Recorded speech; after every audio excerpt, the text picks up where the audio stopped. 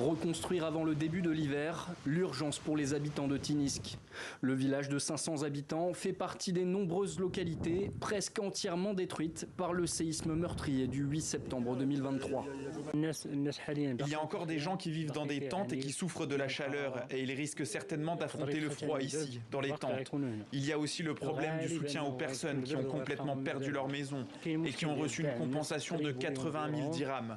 Mais est-ce qu'il faut l'utiliser pour construire ? Pour acheter des terrains? En général, il y a beaucoup de problèmes, parce que la majorité des gens ici, environ 80%, n'ont reçu qu'une aide partielle. Selon le gouvernement, seules 1000 habitations ont été réhabilitées depuis le séisme. L'opération de reconstruction est un échec, car si près de 58 000 rescapés ont perçu la première des 4 tranches de l'aide publique, seules 939 familles ont perçu la totalité de l'enveloppe. La faute à un engrenage administratif lourd et à une logistique compliquée.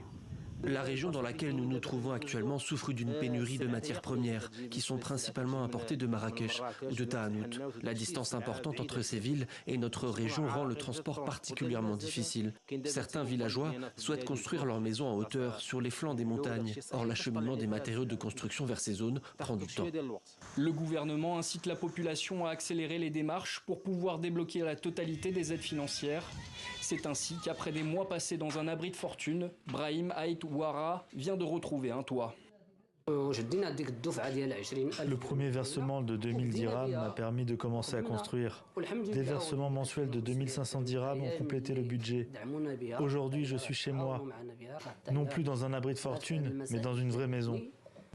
Un programme d'aide de 11 milliards d'euros sur 5 ans avait été débloqué pour reconstruire les 6 provinces touchées par le séisme.